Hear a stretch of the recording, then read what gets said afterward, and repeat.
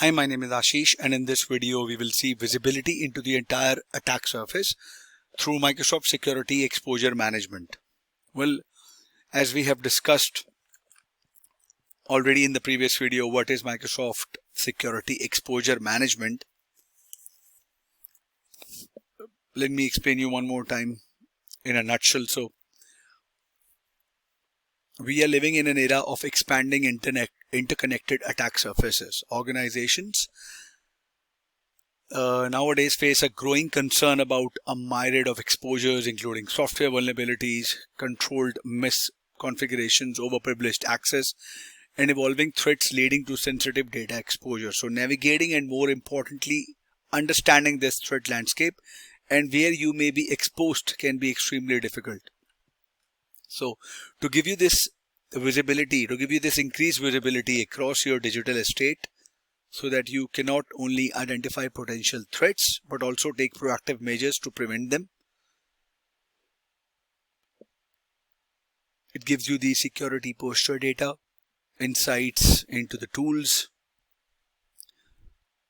which are loosely integrated, making it difficult to provide a reason or an RC over threats and their possible impacts to critical assets. Therefore, we have Microsoft Security Exposure Management. This is a solution which unifies is a solution for all the disparative configurations that you have, giving you the extended end-to-end visibility to security teams across all your assets in the organization. It provides you a thorough assessment of security posture and exposure. It does not only provide you the current security landscape, but it also elevates it to new heights. So there are new capabilities that are foundational to exposure management programs, which is attack surface management, attack path analysis, and unified exposure insights. So I'll log into the portal and show you what I'm talking about. So when you log on to the portal under exposure management, you see an overview tab which gives you the overview of exposure management, and then under attack surface you see map and attack paths. So you have attack path analysis, you have exposure insights. So when you see attack path analysis, it will assist the security teams in visualizing and prioritizing attack path and risk across the environments, enabling focused remediation efforts to reduce exposure and breach likelihood. I have a lab tenant, that's why I'm not able to show you what exactly it looks like, but it gives the visibility into the entire attack surface. So it is powered by Microsoft Enterprise Exposure Graph, and Microsoft Security Exposure Management will assist us in uncovering and overseeing the attack surface through attack paths and map. And it is seamlessly integrated with both Microsoft and non-Microsoft security and infrastructure tools. It diligently collects and normalizes asset data, map assets and their relationships, and delivers comprehensive visibility into the attack surface. So when you click on map under attack surface in the exposure management, you would see on top the root of the organization, and you would see the total assets and the identities or total cloud assets that you have, and you can pick up the critical assets within the total assets, right? You can have identities and you can pick up 100 and whatever critical identities you have. You can pick up cloud assets, whatever you have. And when you click on attack path, so if you want to see your attack path, so what Microsoft is doing, they are identifying more attack techniques at their end to to provide their customers a more comprehensive way to deal with those attacks. Now, while Microsoft is trying hard to identify more attack techniques, what they want us to do, they want us to define which assets are critical to the organization so that they can detect potential threats to the assets that matter the most. So they provide you a link that will take us to the critical asset management group. Once you define your critical assets, it may take up to 12 hours to detect potential attack path. After that, Microsoft want us to deploy more Defender Suite products. These products enhance the ability of the organization or a security team to identify and generate attack paths. So when you click on to define critical assets,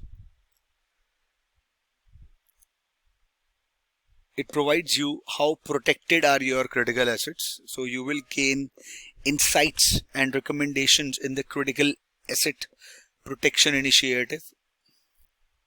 And then they provide you the attack path. Okay, that these are the device that allows lateral movement to the user account. They will show you the graph and they will show you that this is the attack path that attackers could use to breach your environment and target a critical asset. Okay. Then you will click on that user account. You will get all the details, the security identifier, object ID, whatever, right? And all the data of that user account. Okay, what is the exposure score that they have?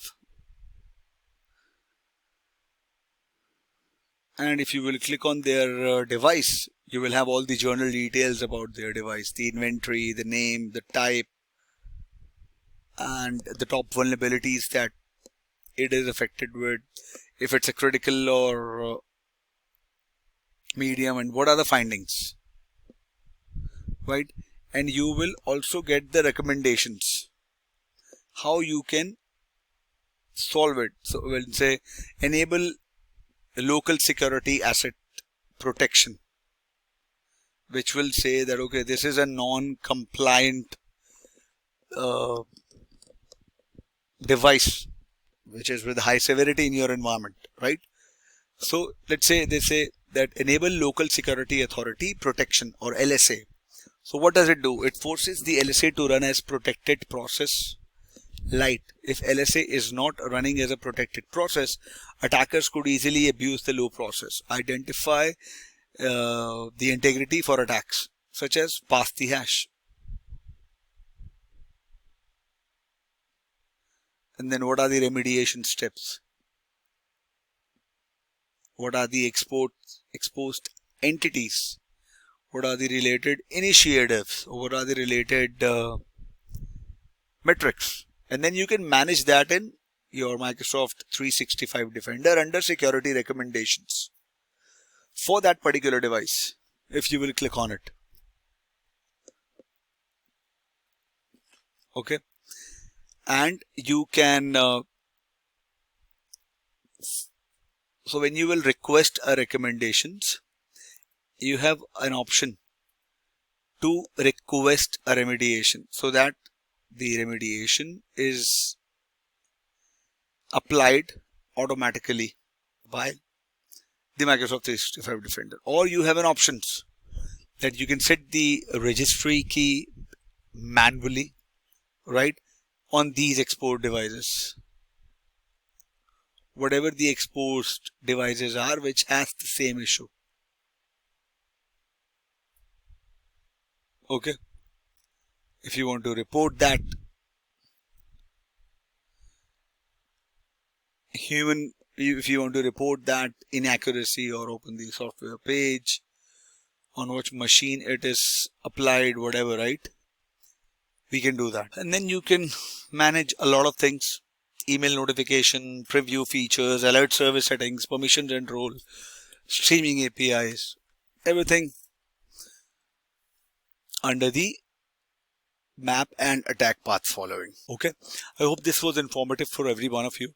If you have any further queries, please mention them in the comment section, and I will see you guys in the next video. Thank you. Have a good day.